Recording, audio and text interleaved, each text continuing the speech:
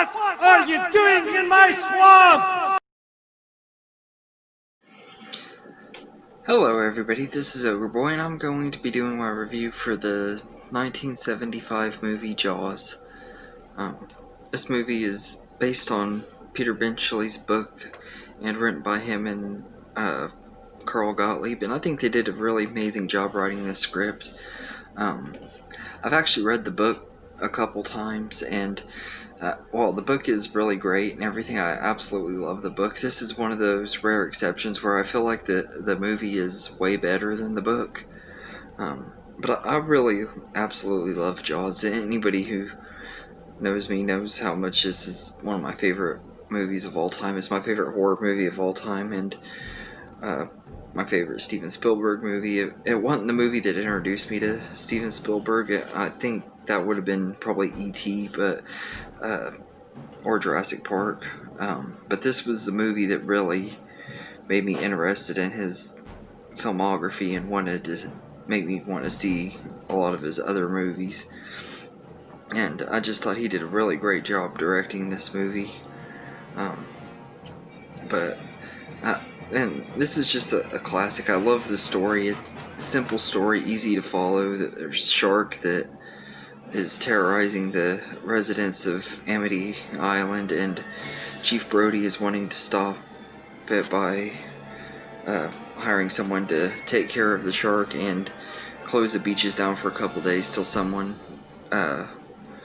catches it. And the mayor is wanting to keep the beaches open because of the tourist attraction and everything, and the mayor is kind of a really big idiot and just refuses to believe that the shark is a problem, even though he knows that it is. Deep down, I think he knows that it's a problem. He's just choosing to ignore it and everything. And then eventually, after a couple more people get killed, Brody teams up with Hooper, who is a shark expert, and Quint, fisherman, and they go to hunt down the shark. But it's just an easy, simple story to follow, and it has really great characters. All of them are really well written, especially Brody. I think he's a really likable character, and Roy Scheider just does a really, really great job playing him. He gives a really great performance in this movie. But all three of the main actors do. Robert Shaw as Quint is amazing too, and I love his scene when he's talking about the USS in Indianapolis and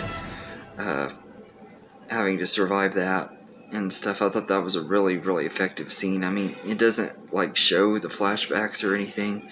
It's just him talking, but that scene just sends chills down my spine every time I watch it. And his performance in that scene, the way he delivers the dialogue in that, is just absolutely amazing, and one of the best things about the movie.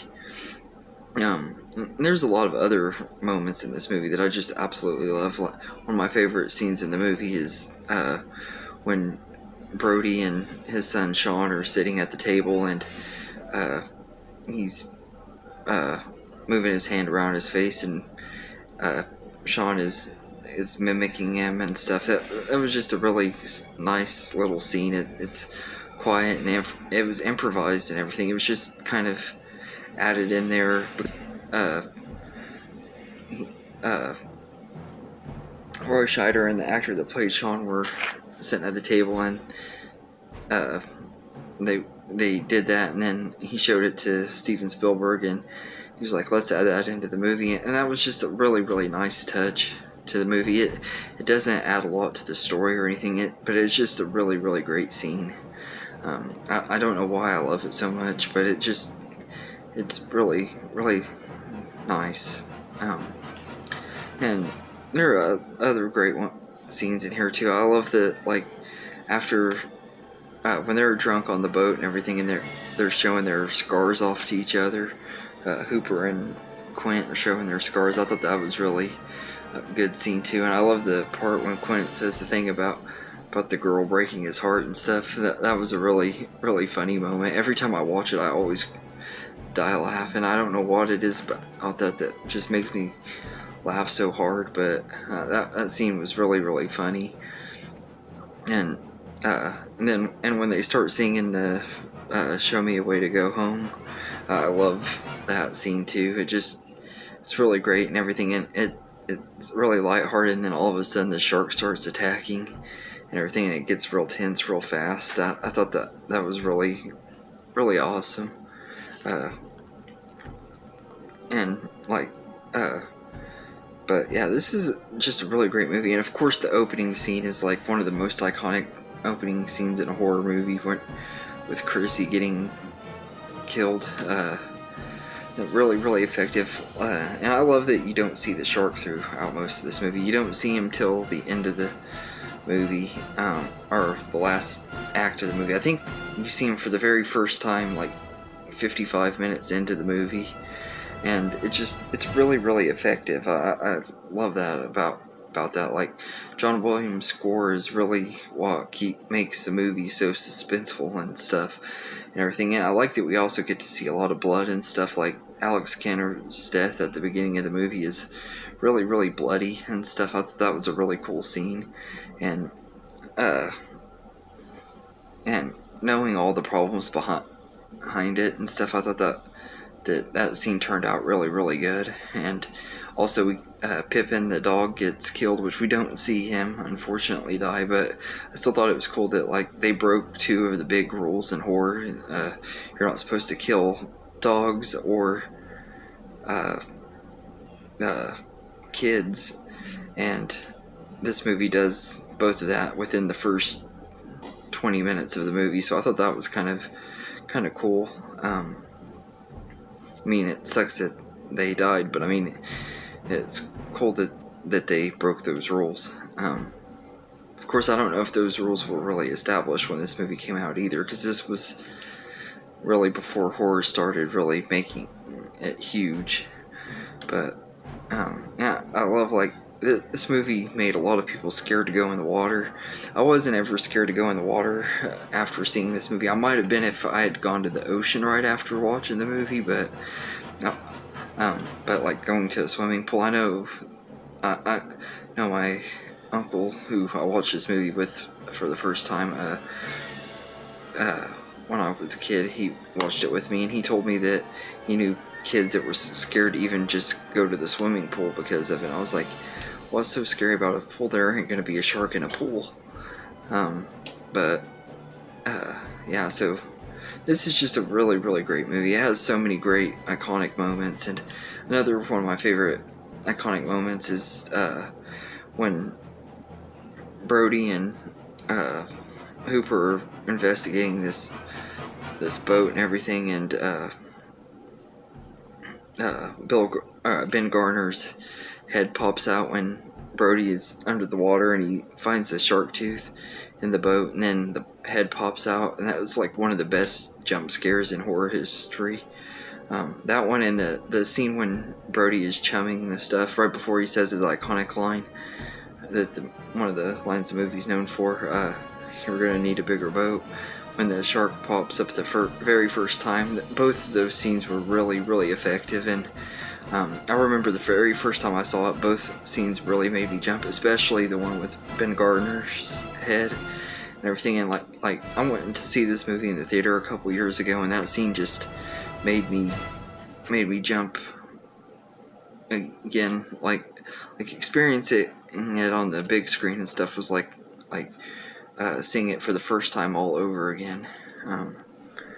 But all in all, I just absolutely love this movie. Everything about it is great. Spielberg's direction, John Williams' score is amazing. The acting is great from all of the actors.